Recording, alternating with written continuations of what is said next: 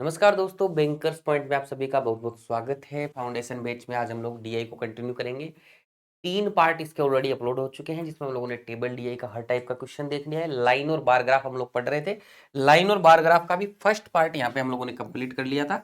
ये लाइन और bar graph की जो सेकंड क्लास है, ठीक है, डीआई की 4th क्लास है और लाइन और बार ग्राफ की सेकंड क्लास है। तो एक क्लास में लाइन और बार ग्राफ की पहले भी ले चुका हूँ, लेकिन कुछ और प्रैक्टिस करते हैं लाइन और बार ग्राफ के क्वेश्चंस के ऊपर। सारे क्वेश्चंस प्रीवियस ईयर पेपर के क्वेश्चन होंगे, तो आपको एक आइडिया लग जाएगा कैसे क्वेश्चन एग्जाम में आ रहे हैं। पूरा डीआई जब कंप्लीट होगा तो आपके लगभग लगभग आप लोगों के 125 से 150 क्वेश्चन, यानी लगभग 25 से 30 सेट आप लोगों के हम लोग डीआई के लगा चुके होंगे। तो आपकी एक अच्छी खासी तैयारी डीआई की यहाँ पर हो जाएगी। ठीक है जी, देखो ये सारे टॉपिक अपने हो चुके हैं। इसमें एज भी एक टॉपिक कंप्लीट हो गया है और यहाँ पर इस क्लास के बाद में ये 3 टॉपिक यहाँ पर डीआई के भी कंप्लीट हो जाएंगे। इसके बाद में जो नेक्स्ट क्लास होगी उसमें पाई चार्ट और मिक्स डीआई पढ़ेंगे। पाई चार्ट में क्या होता है ना, pie chart single pie chart कम ही देखने को मिलता है, तो उसके साथ या तो एक पाई चार्ट और होगा या कुछ और होगा। तो मिक्स डीआई यहीं से पाई चार्ट वाले से ही स्टार्ट हो जाएंगे। ठीक है, उसके बाद में कैसे डीआई के ऊपर चलेंगे, फिर अपना अर्थमेटिक कंटिन्यू करेंगे। मंडे से फ्राइडे तक अपनी बैच की क्लास होती है, किसी को नहीं बताया तो रात 8 बजे आपकी क्लास आती है, तो जरूर से सब लोग अटेंड किया कीजिए।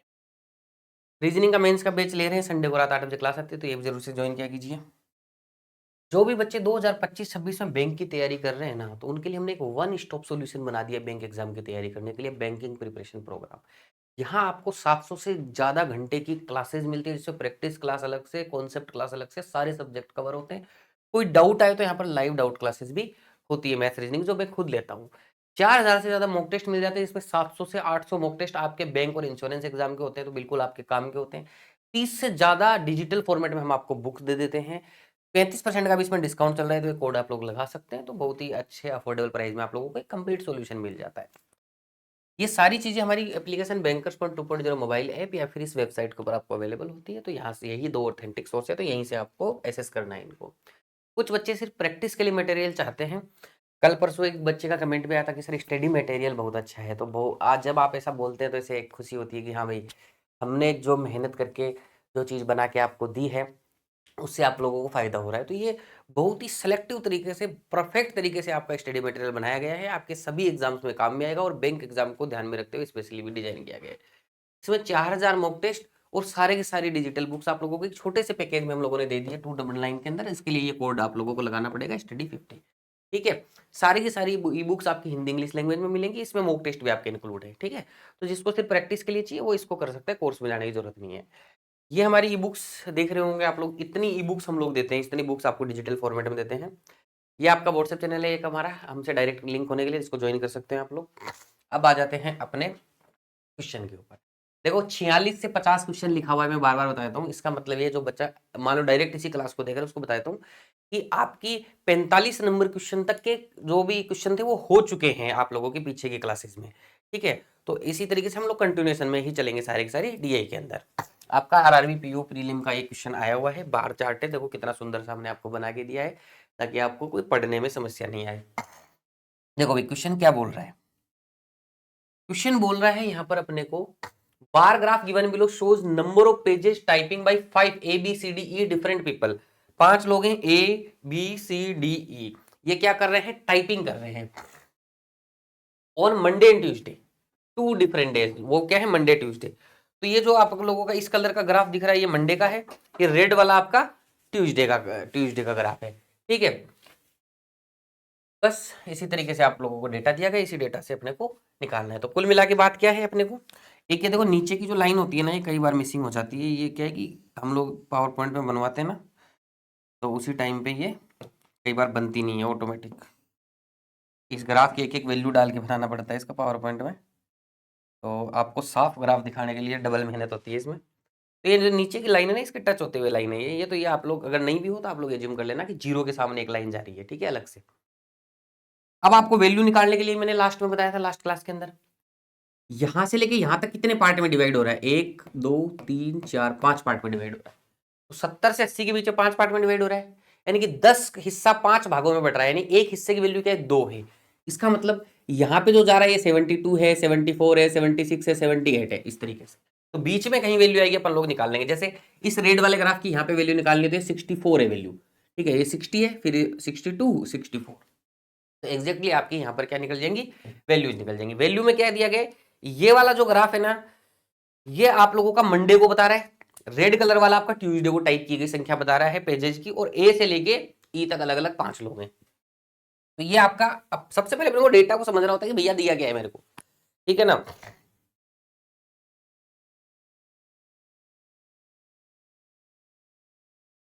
चलो ये लाइन मैंने बना दी है, थोड़ी सी कट हो गई है, लेकिन दोबारा बना देते हैं यार। अरे भाई, ये टीम को बोलना पड़ेगा कि ये लाइन बना के दिया है तो। ठीक है, अब आप लोग ये देख लीजिएगा, इसमें फिर कट गई, छोड़ो इसको, नहीं छोड़ेंगे तो नहीं, इस बार सही बनाती, ठीक है। चलो, तो ये जीरो के सामने से भी एक लाइन अपनी गुजर रही है। देखो भाई, क्वेश्चन क्या बोला, total number of pages typed by B and E together on Monday. ठीक है, तो ये वाला जो ग्राफ है ना, ये मंडे का है, रेड वाला आपका ट्यूसडे का है। Is what percent more than total number of pages typed by C on Tuesday. बोल रहा है कि बी और ई का मंडे को जितना टाइप किया उन्होंने, तो बी और ई का मंडे को टाइप का मतलब क्या है, अपने को सिर्फ जोड़ना है, बस वैल्यू निकालना आना चाहिए, उसके बाद में कुछ भी नहीं है। क्या है इस क्वेश्चन के अंदर, कुछ भी नहीं है। ठीक है, तो बी को यहां पर कितना है 48, मंडे को बी ने कितना निकाला 48 वैल्यू है ना, 50 से एक कम है, एक लाइन कम है यहां पर। ठीक है, तो ये कितना वैल्यू है 48, तो बी ने मंडे को कितने टाइप किए 48 टाइप किए, और ई ने कितने किए भैया, ई ने किए यहां पर 42, 40 से जस्ट एक ऊपर है, ई ने कितने किए 42। ठीक है, तो आप लोगों का 48 और 42 यानी कि कितना हो जाएगा 90। ठीक है, तो एक वैल्यू तो हो गई 90। दूसरा क्या बोल रहा है, सी ने मिला के, ठीक है, is what percent more than total number of pages typed by C on Tuesday. C ने ट्यूसडे को कितने बनाए 50। तो भैया लेस और मोर पूछता है तो अपन क्या करते हैं, जैसे कि लास्ट लेक्चर में भी बताया था, दोनों का डिफरेंस ऊपर लिखते हैं, नीचे कौन सा आएगा जिससे कंपेयर करता है, जो देन के बाद आ रहा है, देन के बाद क्या रहा है, than total number of pages typed by C on Tuesday, तो वो कितने 50। दूसरा इसमें एक तरीका और भी देख सकते हो आप लोग, क्या बोल रहा है क्वेश्चन, मोर देन, तो हमेशा ज्यादा किससे होता है, कम वाले से होता है, तो इनमें से कम वैल्यू नीचे लिख देंगे, ये कितना आएगा 80% आएगा, क्या मल्टीप्लाई बाय 100 करेंगे। ठीक है, 50 से 2 कटेगा, 40 दूनी 80, तो 80% आपका क्या आ जाएगा यहाँ पर आंसर आ जाएगा। उम्मीद है समझ में आया होगा। नेक्स्ट आ जाओ भाई, क्वेश्चन बोला find the approximate difference between the average number of pages typed by A C D on Monday. A C D का मंडे को एवरेज निकालना है, सबसे पहले तो ये निकाल दो। ठीक है, ए सी डी का मंडे को एवरेज, तो ए का है 72, ठीक है, सी का आपका है 60 यानी 132, और फिर कौन है डी 132 प्लस 44 यानी कि 176। तो 176 में कितने का भाग दूंगा, 3 का भाग दूंगा, तो ये एवरेज आ जाएगा यहाँ पर इसका, तीनों 5 15, तीनों 8 24, तो 58 पॉइंट समथिंग आएगा ये। ठीक है, अपने को अप्रोक्सीमेट पूछा है यहाँ पर। ठीक है, एक बार दोबारा देख लेते हैं, 72, ठीक है ना, सी का 60 यानी कि 132, 132 में 44 जोड़ देंगे, ठीक है ना, तो 176। ठीक है जी, 3 का भाग देंगे तो एवरेज आ जाएगा। आगे क्या बोल रहा है question, and total number pages typed by A E together on Tuesday. A और ई ने ट्यूसडे को कितने छापे, ट्यूसडे का रेड वाला ग्राफ है, यानी 64 एंड 60 यानी 124, 124। आप लोगों को क्या निकालना है, डिफरेंस निकालना है। ठीक है, एवरेज सिर्फ इसी का है, the find the approximate difference between the average number of pages typed by A C D on Monday and total number pages typed by A and E together. यानी कि ए और ई वाले का एवरेज नहीं निकालना, इसका मतलब निकाल देना, इन दोनों का अपने को डिफरेंस निकालना है। तो भैया इसमें से 24 माइनस करूंगा तो 34, 34 यहां से माइनस करूंगा तो आपका बचेगा 66 के आसपास बचेगा। ठीक है, तो 66 के आसपास मतलब लगभग आंसर आ रहा है, तो 65 आ जाएगा, क्योंकि ये पॉइंटों में भी तो अपन ग्राउंड ऑफ कर रहे हैं, तो ऑप्शन नंबर ए आप लोगों का आंसर हो जाएगा। नेक्स्ट आ जाओ, find the ratio of total pages typed by C. ठीक है, on both given days total pages typed by D and E together on Tuesday. बस देखो आप लोग एक चीज समझ रहे हो, कुछ नहीं कर रहा है, यहां से डेटा निकलवा रहा है, कोई प्लस करवा रहा है, कोई माइनस करवा रहा है, कोई रेशियो निकलवा रहा है, कोई परसेंटेज निकलवा रहा है। बार ग्राफ लाइन ग्राफ में ऐसे ही क्वेश्चन आते हैं। कई बच्चों को जब ये क्वेश्चन कराते हैं लगता है सर ऐसे क्वेश्चन थोड़े आते होंगे, भाई ऐसे ही आते हैं एग्जाम के अंदर क्वेश्चन। ठीक है, एग्जाम के क्वेश्चन करवा रहा हूँ, बहुत इजी है, लेकिन है ना, स्पीड थोड़ी सी बन जाए, थोड़ी प्रैक्टिस अच्छे से हो जाए, तभी अपने को सक्सेस मिलेगी। तो एग्जाम क्रैक करना कोई बड़ी बात नहीं है। देख रहे हो क्वेश्चन, डीआई का हवा बना रहता है बच्चे से, क्या होता है मेंस की डीआई भी कराऊंगा ना, तब आपको लगेगा मेंस की डीआई भी इजी है। बस थोड़ा धैर्य से सीखना पड़ता है मेंस के चीजों को, क्योंकि क्या होता है कि कई बार लंबी होती है चीजें सीखने के अंदर, तो बीच में बच्चा सोचता है यार नहीं, अगर धैर्य से सीखोगे तो वो भी ज्यादा मुश्किल काम नहीं है। लेकिन पहले ये आना बहुत जरूरी है, यहाँ से ग्राफ से वैल्यू आना जरूरी है। मेंस में क्या होगा, इसी ग्राफ से वैल्यू आएगी, लेकिन वो किसी और चीज की वैल्यू होगी, कोई डिफिकल्ट वैल्यू होगी, कोई कैलकुलेशन थोड़ी डिफिकल्ट हो जाएगी, कोई टॉपिक बेस आ जाएगा कुछ। लेकिन यहाँ से वैल्यू निकालना तो आना ही आना चाहिए, वैल्यू निकालना नहीं आ रहा है तो फिर तो गड़बड़ है। ठीक है, आ जाओ देखो नेक्स्ट क्या बोल रहा है question. Find the ratio of total pages typed by C on both given days. C के दोनों दिन यानी कि 60 और 50 110 हो गया। 2 total pages typed by D and E together on Tuesday. ठीक है, डी और ई को ट्यूसडे को कितने किए, तो डी और ई ने ट्यूसडे को कितने किए 52 एंड 60 यानी कि 112। 8 2 क्या आ जाएगा 55 और 56, 55 अनुपात 56 ऑप्शन नंबर डी आ जाएगा। अब 56 अनुपात 55 कर देते हैं बच्चे, जो पहले बोलेगा उसका रेशियो पहले लिखा जाएगा, जो बाद में बोलेगा उसका रेशियो बाद में लिखा जाएगा। ठीक है ना, तो ऑप्शन नंबर डी आंसर हो गया। बहुत इजी क्वेश्चन है। अब देखो एक आधा क्वेश्चन थोड़ा सा हो सकता है कि अपने को लग रहा है थोड़ा सा लेंदी लैंग्वेज हो रहे, 5 में से ये पैटर्न है अपने प्री एग्जाम का, 5 में से 4 क्वेश्चन बहुत इजी आ जाएंगे, कई बार 3 क्वेश्चन बहुत ही इजी आएंगे, और एक आधा क्वेश्चन थोड़ा सा कैलकुलेटिव हो सकता है, और कई बार वो क्वेश्चन पहला होता है तो पहले भी दिमाग खराब हो जाता है बच्चे का। तो अगर आपके पास समय नहीं है, जैसे लास्ट के 2 मिनट में सॉरी डीआई बच गई है, तो उस टाइम पे उसको स्किप करके बाकी कर जाओ, लेकिन समय रहता है तो सारे ही करने, इतना डिफिकल्ट भी नहीं होता है। देखो क्वेश्चन क्या बोल रहा है फटाफट देखते हैं। If total pages typed by B on Wednesday, अब वेडनेसडे तो है ही नहीं इसमें, इसमें तो मंडे और ट्यूसडे की बात कर रहा है, ये मंडे और ये ट्यूसडे। थोड़ा सा ग्राफ ऊपर कर दूं, मंडे ट्यूसडे अच्छे से दिख जाए। ठीक है, अब कट भी नहीं रहा है और दिख भी रहा है, ठीक है, बहुत अच्छी बात है।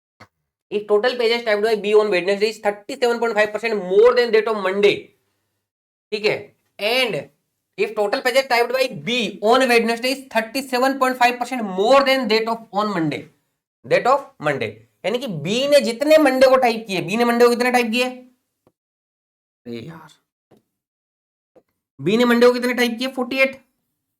ठीक है, इसका 37.5% ज्यादा है। 37.5% कितना होता है भैया, 3/8 होता है, याद है फ्रैक्शन 2, यानी कि 48 का 3/8 करूंगा तो 8 6 का 48 और 3 से गुणा करूंगा तो कितना 18। तो 18 ज्यादा है ये इससे, इससे 18 ज्यादा होने का मतलब क्या है 64 है, 66 है सॉरी, ठीक है ना, इससे 18 ज्यादा होने का मतलब क्या है ये 66 है। तो बी का वेडनेसडे को कितने टाइप किया उसने 66 टाइप किया, कैसे निकालो दोबारा बता दो। देखो ऐसे दिमाग में निकालना है अपने को। इसने बोला कि वेडनेसडे को जो बी कर रहा है ना वो 37.5% मोर है, ज्यादा है मंडे से, तो बी का मंडे को कितना 48। अब आपने सोचा 37.5 का मतलब क्या 3/8, अब दिमाग में ही 3/8 कर दो, 8 का भाग दूंगा 8 6 48, 6 बार जाएगा और 6 को 3 से 18, यानी इससे 18 ज्यादा है, कितना होगा 66 होगा। ठीक है, तो बी का जो वेडनेसडे को 66 आ गया।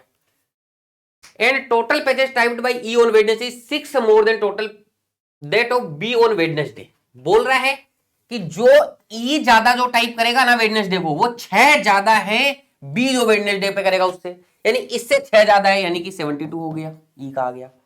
Then find the total number of pages typed by E on Monday Tuesday and Wednesday together. तो बताओ ई का वेडनेसडे को आ गया कि नहीं आ गया ये, और मंडे ट्यूसडे का ई का तो वहां दिया रखा है, तो ई का मंडे ट्यूसडे का कितना है भैया 42, तो एक है ये, और ये कितना आ रहा है 60 है ना, 42 और 60 यानी 102 है वो, 102 में 72 जोड़ूंगा तो कितना आएगा 174। मतलब बहुत कुछ क्या कितना आगे लिखना पड़ा, ये तो मैं आपको समझा रहा हूँ बोल बोल के, देखो ऐसे किया दिमाग में, ऐसे किया, तब इस टाइप को लग गया होगा, सर को लग गया 2-3 मिनट समझाने में, 30 सेकंड का भी क्वेश्चन नहीं है ये। अगर आपकी प्रैक्टिस क्या करना क्या था 37.5 ज्यादा करना था 48 का, उसमें 6 जोड़ना था, और लास्ट में इन दोनों को जोड़ के उसमें जोड़ना था, क्या करना था कुछ भी नहीं करना था। ठीक है जी, आगे बढ़ते हैं। चलो क्वेश्चन क्या बोल रहा है, total pages typed by B D E together on Tuesday is how much more और less than the total pages typed by A C together on Monday. Plus minus करना है कुछ इसके अंदर, कुछ भी नहीं करते फटाफट। बात हो रही है सबसे पहले ट्यूसडे की, बी डी ई का ट्यूसडे को, तो बी डी ई ट्यूसडे को देख लो भैया, ये कितना है 54, 52 यानी कि 106, 106 और 60, 106 और 60 166। ठीक है, तो बी डी ई निकाल दिया, ट्यूसडे को निकाल दिया बी डी ई का। ट्यूसडे रेड वाला ग्राफ है, बी डी ई तीनों जोड़ दिए। फिर क्या पूछ रहा है, मोर और less than the total pages typed by A C together on Monday, A और सी का मंडे को। तो ए का कितना है मंडे को 72, सी का कितना है 60, यानी कि 132 हो जाएगा। ये कितना हो जाएगा 132। ये हम माइनस करेंगे तो कितना आ जाएगा 34 आ जाएगा, यानी ऑप्शन नंबर सी आ जाएगा। ठीक है जी, जोड़ना घटाना है, जल्दी जोड़ोगे जल्दी घटाओगे तो उतना जल्दी होगा क्वेश्चन। ठीक है, तो आप लोगों का ऑप्शन नंबर सी आंसर आ गया। नेक्स्ट आ जाओ भैया, लाइन ग्राफ देखते हैं। ये हटपटा सा लाइन ग्राफ दिख रहा है, थोड़े हल्का तो नहीं है, नहीं है मतलब दिख तो रहा होगा। ठीक है, तो वैल्यूज दिख रही है आप लोगों को सभी को। यहाँ थोड़ा देखो ग्राफ अलग सा दिख रहा होगा कि सर ये क्या है, देखो ध्यान से समझना। अभी तक 5 हिस्से हो रहे थे, यहाँ देखना सबसे पहले तो वैल्यू देखते हैं क्या दिया गया, यानी पहले ग्राफ देखते हैं, ग्राफ की वैल्यू किस तरीके से। थोड़ा छोटा करेंगे इसको, नीचे दिख जाएगा, ये दिख रहा होगा अब। ठीक है, देखो भैया ये 0 से 40 कितने हिस्से में बट रहा है, 1 2 3 4 हिस्से में बट रहा है बस। ये अभी तक 5-5 की डिग्री, यहाँ 4 में दिख रहा है बट रहा है, 4 में बट रहा है। इसका मतलब क्या है, एक हिस्से की वैल्यू 10 है, यानी कि ये 0 है तो ये 10 20 30 40, फिर ये 50 60 70, फिर 80, फिर 90 100 110 120, इस तरीके से वैल्यूज हैं। और वही वैल्यूज अपने को यहाँ पर निकल जाएंगे। अब अपने को दिया क्या गया पढ़ते हैं क्वेश्चन में। Line chart shows the number of graduate students and post-graduate students in 5 different colleges। 5 अलग अलग कॉलेजेस हैं, ए बी सी डी ई, उनमें अलग अलग आपके क्या कर रहे हैं, ग्रेजुएट और पोस्ट ग्रेजुएट का यहाँ पर डेटा दिया गया है। ठीक है ना, 5 अलग अलग कॉलेज, तो 5 कॉलेज यहाँ दी गई A B C D E. Study the line chart given below and answer the following question. ठीक है, अब क्या है, ये वाला जो ग्राफ है ना, कलर दिख रहा है आप लोगों को, ये ग्रीन वाला जो ग्राफ है ये पोस्ट ग्रेजुएट का है, ग्रीन वाला देखो दिख रहा है। और ये जो ये कलर कौन सा है, जो भी ये कलर है वो मतलब जो भी है इस कलर को, ये वाला जो कलर है ग्रेजुएट का है, दिख रहा है यहाँ पे। ठीक है, तो ये वाला जो ग्राफ है ना वो ग्रेजुएट का है, और ये वाला जो ग्राफ है पोस्ट ग्रेजुएट का है, पीजी वालों का। ठीक है, पीजी वालों की संख्या है, बस संख्या अपने को निकालनी है बस। जैसे ए में ग्रेजुएट की संख्या कितनी है भैया 80, ए में पोस्ट ग्रेजुएट वालों की संख्या कितनी है 120, बी में ग्रेजुएट की संख्या कितनी है 120। ठीक है, पोस्ट ग्रेजुएट की संख्या कितनी है 150, 160 से नीचे 150। इसी तरीके से सारी वैल्यू अपने को पता होनी चाहिए, इसमें सारी वैल्यू पता है फिर तो कोई दिक्कत ही नहीं है। ठीक है जी, अब देखो थोड़ा सा मैं एक जूम करके दिखाता हूँ इसको। देखो इस तरीके से आपको दिया होगा, ये ग्रेजुएट का है ये पोस्ट ग्रेजुएट का, तो अपने आप पता लग जाएगा कि ये वाला ग्राफ ग्रेजुएट का ये पोस्ट ग्रेजुएट का है। ठीक है, चलो जी, उम्मीद है समझ में आया होगा। अब पहले प्रश्न पे बढ़ जाते हैं भैया, इसमें आ जाओ यार, ये बोलना पड़ेगा हर बार, ये नीचे चला जाता है एक लिखा हुआ, थोड़ा सा जूम आउट कर लेंगे। ठीक है,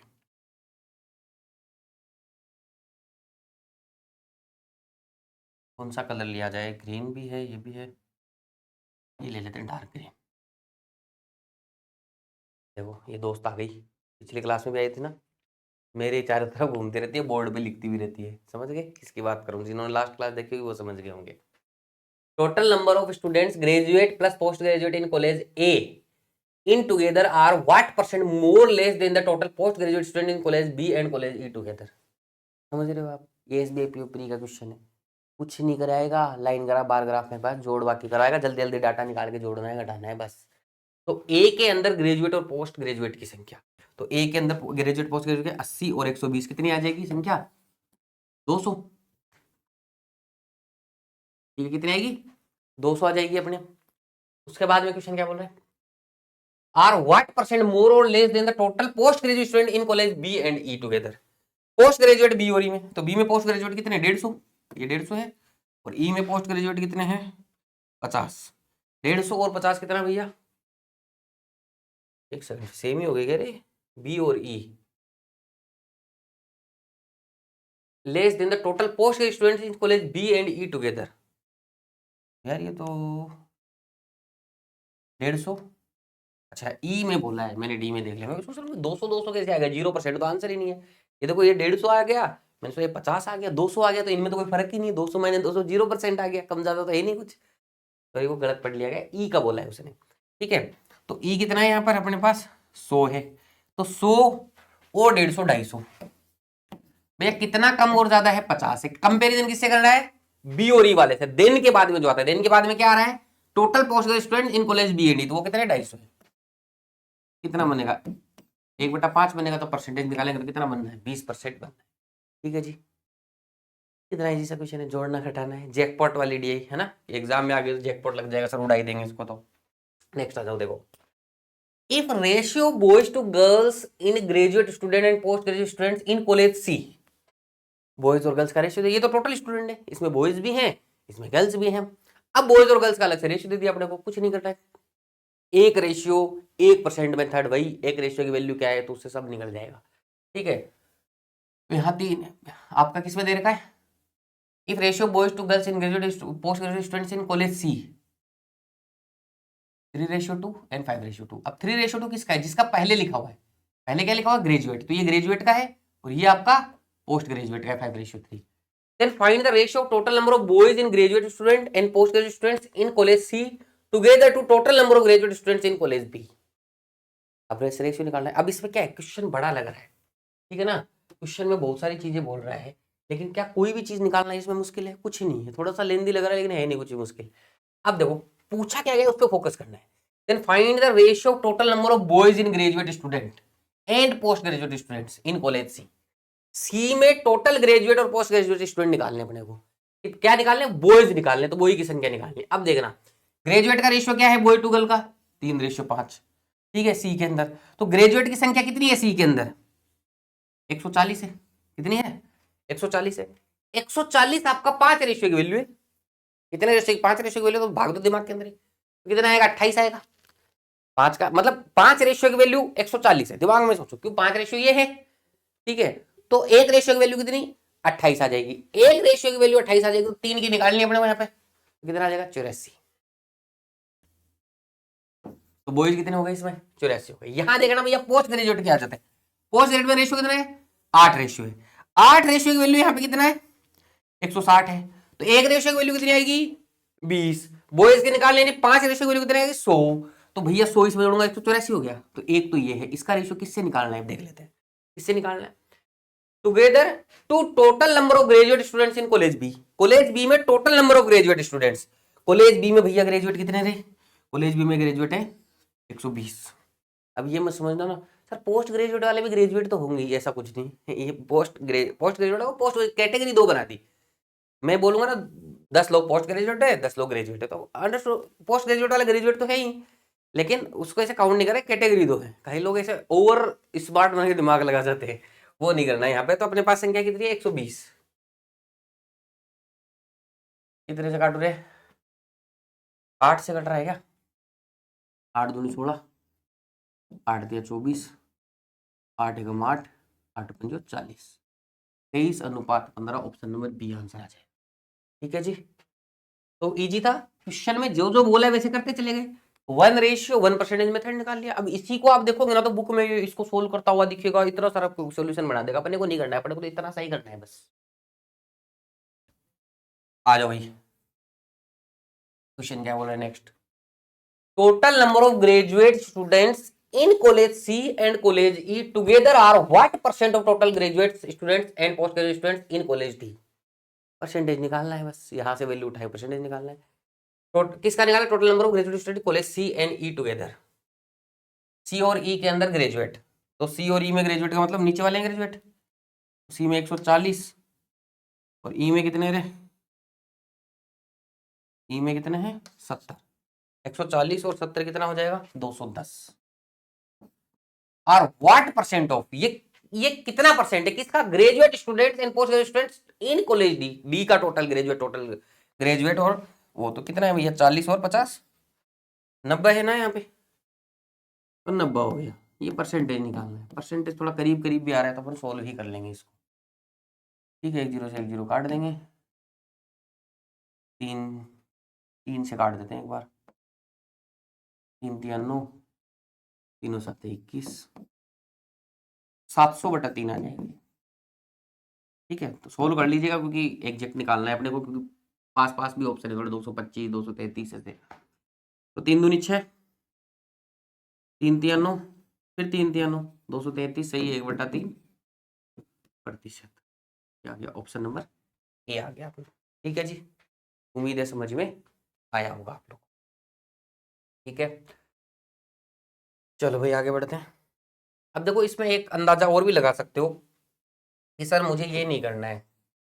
ठीक है, तो आपको एक चीज तो समझ में आ रही होगी कि ये 210/90 गुणा 100 है। इसको अगर मैं काटूंगा तो तीनों 7 21, 3 तिया 9। तो एक बात समझ में आ रही है आपको कि ये 7/3 का प्रतिशत निकाल रहा है। तो आपको पता है 1/3 क्या होता है? 33 सही, 1/3। तो इसका 7 गुना होगा कि नहीं होगा? तो 7 तिया 21। ठीक है, एक बार गुणा कर लो, 33 से गुणा कर दो इसको, 1/3 छोड़ दो, 1/3 बाद में देखेंगे। 7 से अगर इसको गुणा हो, 7 तिया 21 यानी 210, और 7 तिया 21 यानी 231। 231 के आसपास का कुछ आएगा। 231 के आसपास का क्या है? 233। तो यही आंसर है, एकदम क्लोज तो कोई है नहीं ऑप्शन, वरना तो एग्जैक्ट निकालना ही था। तो इसे भी अंदाजा लगा सकते हो आप लोग समय बचाने के लिए। नेक्स्ट क्वेश्चन पे आ जाओ भैया, क्या बोल रहा है क्वेश्चन?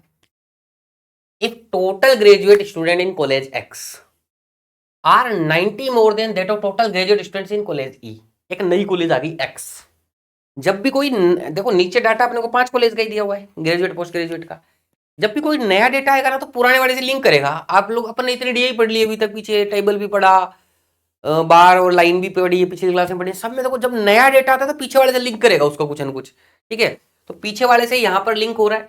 तो ये क्या बोला? 90 ज्यादा है ई में ग्रेजुएट से। तो भैया ई में ग्रेजुएट कितने रहे? 70 है कि नहीं है? 70 से 90 ज्यादा का मतलब ये 160 है। तो एक्स में ग्रेजुएट की संख्या कितनी होगी? 160। अपने को सीधा लिखना है। आगे देखो भाई, and ratio boys to girls in graduate student in college B and college X is 11:9। यानी बॉयज गर्ल्स का रेशियो दे रखा है, बी में आपका दे रखा है 11:9 और एक्स का दे रखा है आपका 3:7 दे रखा है। आगे देखेंगे respectively. Then find the number of girls in graduate student in college B and X together. अब देखो रेशियो में बॉयज गर्ल्स निकाल सकता था, लेकिन पहले निकालने देख लो पूछा क्या है, उतना ही निकालेंगे अपन लोग। पूछा है कि बी और एक्स में गर्ल्स की टोटल संख्या बताओ, गर्ल्स पे फोकस करना है अपने को। सबसे पहले देखो बी में जो रेशियो दे रखा है वो 11:9 दे रखा है ग्रेजुएट में बॉयज और गर्ल्स का। तो यहां पर गर्ल्स की संख्या कितनी है? 9 रेशियो की वैल्यू है गर्ल्स की संख्या। तो अपने को इसे 9 रेशियो की वैल्यू निकालनी है। अब बी के अंदर टोटल ग्रेजुएट कितने हैं भैया? 120। ये 120 जो है आपका एक कितने रेशियो की वैल्यू है? 20 रेशियो की वैल्यू है। तो एक रेशियो की वैल्यू कितनी आएगी? 6 आएगी। अपने को कितने की निकालनी है? 9 की निकालनी है। 6 9 54। तो बी में गर्ल्स की संख्या हो गई 54, इसमें एक्स जोड़ देंगे। एक्स का रेशियो कितना है? 3:7। तो 10 रेशियो की वैल्यू कितनी? 160। ठीक है, तो 10 रेशियो की वैल्यू 160, तो एक की कितनी? 16, और गर्ल्स की संख्या कितनी है? 7। तो 7 से मल्टीप्लाई कर देंगे 16 को। ठीक है, आपका आ जाएगा 112। जोड़ दो भैया 166। लो जी, इतना ही लिखना है अपने को, ज्यादा नहीं लिखना। जितना कम लिखेंगे, जितना स्मार्टली करेंगे, उतना कम टाइम लगेगा। ठीक है, तो ये 1% 1 रेशियो जो मेथड है ना अपना, बस एक एक रेशियो में फोकस किया मैंने कि 20 का वैल्यू दे रखा है, 10 का वैल्यू दे रखा है, तो मेरे को जो चाहिए ना, गर्ल्स का रेशियो चाहिए था, गर्ल्स का निकाल दिया बस। आ गया अपने पास टोटल। नेक्स्ट आ जाओ। देखो भाई नेक्स्ट क्वेश्चन क्या बोल रहे हैं? The average number of students, post graduate students in college B C D are how much more और less than the graduate students in college A and E together. आप देख रहे हो सारे क्वेश्चन, प्लस माइनस गुणा भाग percentage ratio यही सब हो रहा है। यही सब होता है लाइन ग्राफ और बार ग्राफ के अंदर। देखो क्या बोल रहे हैं, एवरेज निकालना है अपने को बी सी डी का, पोस्ट ग्रेजुएट वालों का। तो बी सी डी का पोस्ट ग्रेजुएट वालों का एवरेज निकाल देंगे। ये कितना भैया? 150 और 160। ठीक है, 310, 310 और 50 कितना आ जाएगा? 360। 360 में 3 का भाग देंगे तो कितना बनेगा एवरेज? 120 बनेगा। सीधा ही लिख दो 120। तो बी सी डी के पोस्ट ग्रेजुएट का एवरेज 120 लिख दिया, बस इतना ही लिखना है। बस वहां से जल्दी से जोड़ के 3 का भाग देना है, उसी में खेल है पूरा का पूरा। ठीक है, उसके बाद में क्या बोल रहा है क्वेश्चन? हाउ मच मोर और less than graduate student in college A और ई टुगेदर। ए और ई में ग्रेजुएट कितने भैया? 80 और 70 कितने हो गए भैया? 150। 120 और 150 का डिफरेंस पूछा गया कितना है? ऑप्शन सी यानी कि 30। ठीक है जी। अब आ जाते हैं नेक्स्ट। अब देखो कई बार प्री में देखो आरआरबी कलर में आ गई थी, कई बार प्री में ये वाला देखने को मिल जाता है कि सर ये तो इनकम एक्सपेंडिचर पता नहीं क्या ही आ गया, प्रॉफिट प्रॉफिट कुछ भी दे दिया इसने, कुछ भी नहीं है। थोड़ी चीजें ध्यान करनी है। इजी ही आती है ये वाली डीआई भी प्री के अंदर आती है, तो इसमें कोई स्पेशल टॉपिक बेस्ड डीआई मत मानो इसको, बस डेटा को ही अच्छे से समझना है इसमें। देखो क्या बोल रहा है question, following the line graph shows the income and expenditure of A company during 6 years इन लाख। सारा डेटा लाख में, 15 लाख, 20 लाख, 25 लाख, 30 लाख, 35 लाख, ये लाख में डाटा है। जैसे थाउजेंड्स में कराया था लास्ट क्लास के अंदर, तो लेकिन इसी में सोल्व कर लेना, लास्ट में लाख लगा देना बस। ठीक है, तो ये सारा डेटा लाख्स के अंदर है, एक्सपेंडिचर और इनकम का डेटा है। अब थोड़ा सा ग्राफ छोटा करूंगा मैं एक बार। ठीक है, ये जो ग्राफ है ना आप लोगों को दिख रहा है, ये जो भी कलर है ये, ठीक है, ये इनकम है। ठीक है, ये इनकम है, यानी कि ये वाली इनकम, अरे यार ये वाला ग्राफ इनकम का है, ये इनकम है, ये इनकम है, ये इनकम है, ये इनकम है, ये अपने को इनकम दे रखी है। ठीक है, कई बार इनकम ज्यादा है एक्सपेंडिचर कम है, कई बार एक्सपेंडिचर इनकम ज्यादा कम, ये चल रहा है ऐसे ही। ये वाला जो ग्राफ है जो ग्रीन कलर दिखा रहा है आपको, ये एक्सपेंडिचर है, खर्चा है। देखो ये खर्चा दे रखा है अपने को, ये खर्चा है। अब देखना ध्यान से। ठीक है, डिवाइडेशन देखो क्या कितने का हो रहा है, डिवाइडेशन हो रहा है, इसमें पतली लाइनें आ गई है ना, थोड़ा सा मोटी लाइन करनी चाहिए थी, लेकिन कोई बात नहीं, जगह कम थी इसलिए शायद इनको नहीं किया गया होगा। इसमें डिवाइडेशन थोड़ा ध्यान से देखोगे दिख जाएगा, 1 2 3 4 5, यानी कि एक लाइन की वैल्यू 1 है। मैं जूम करके दिखाता हूं, दिख रहा है अब? ठीक है, 1 2 3 4 5 बार डिवाइडेशन है, यानी कि ये वाली लाइन 61 की है, ये 62 की है, 63 की है, 64 की है, फिर 65, इसी तरीके से ये 51 2 3 4 इस तरीके से। ठीक है, तो ये डिवाइडेशन अपने को समझ में आ गया होगा। ठीक है जी,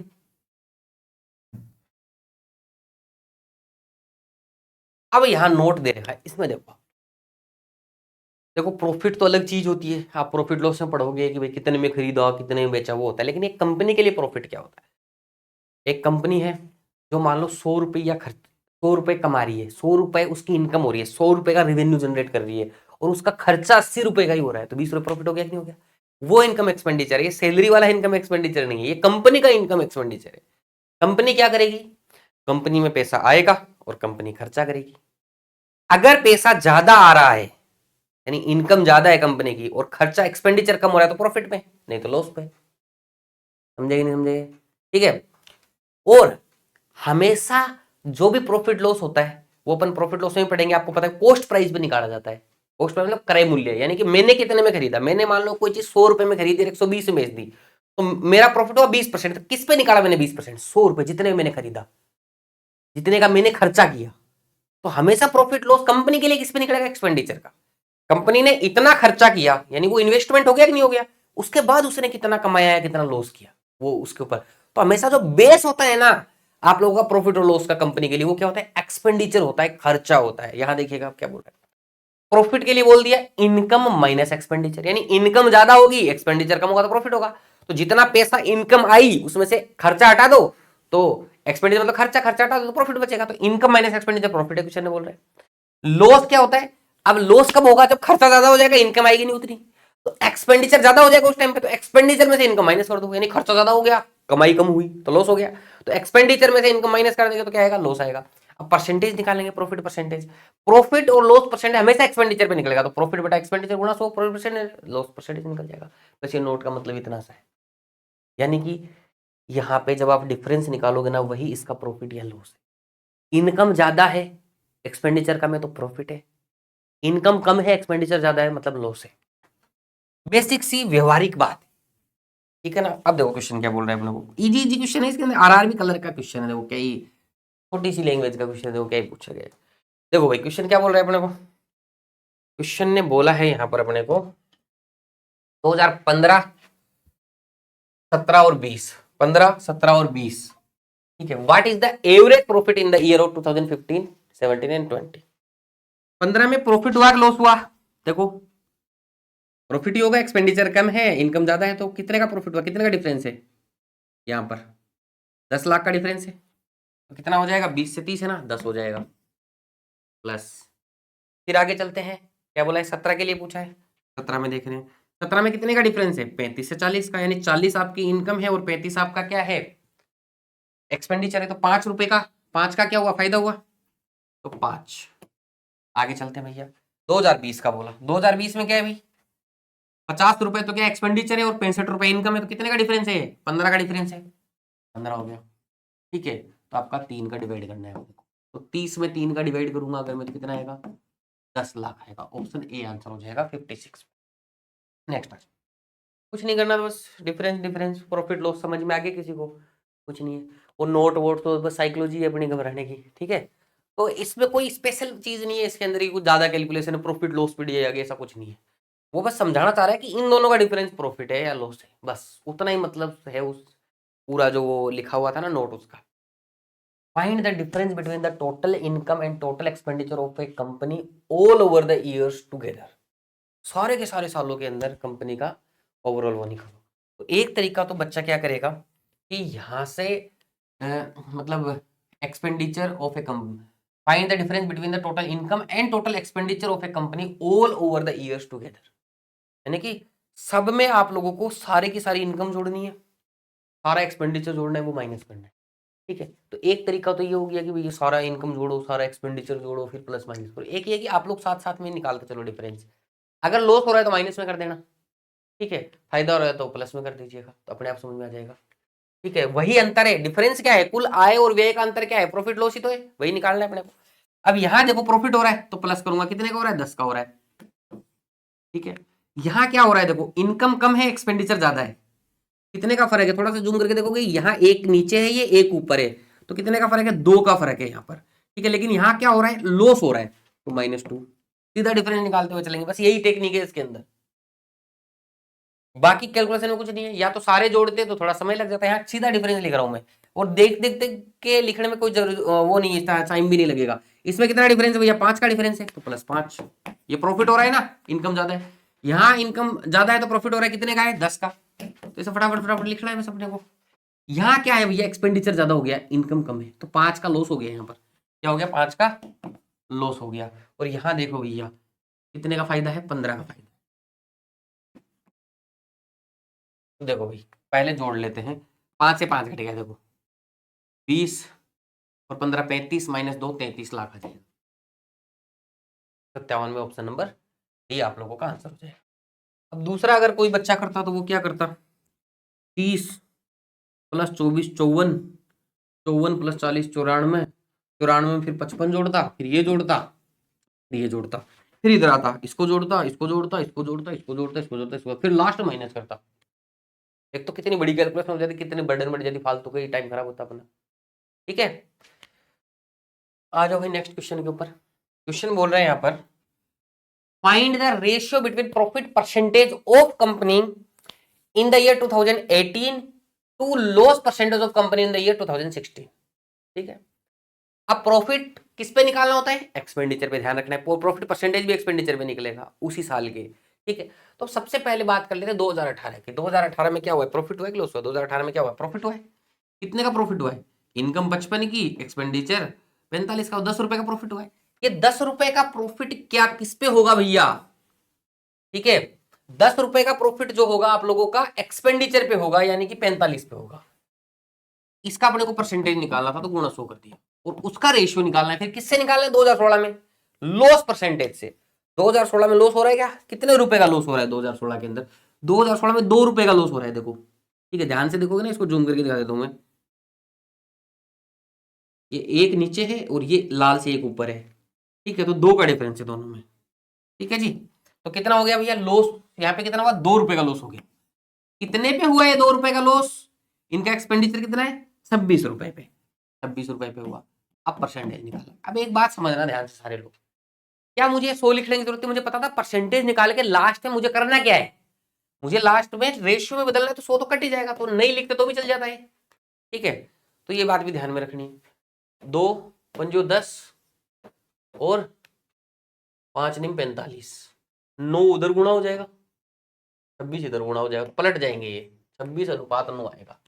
9:26 मत कर देना, ये 1/9 है यहाँ पे, ये 1/26 है, तो 26 इधर जाएगा, 9 इधर आएगा, ठीक है।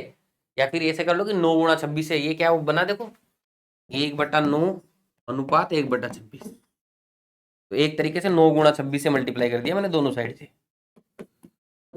ठीक है, कंफ्यूज मत हो जाना।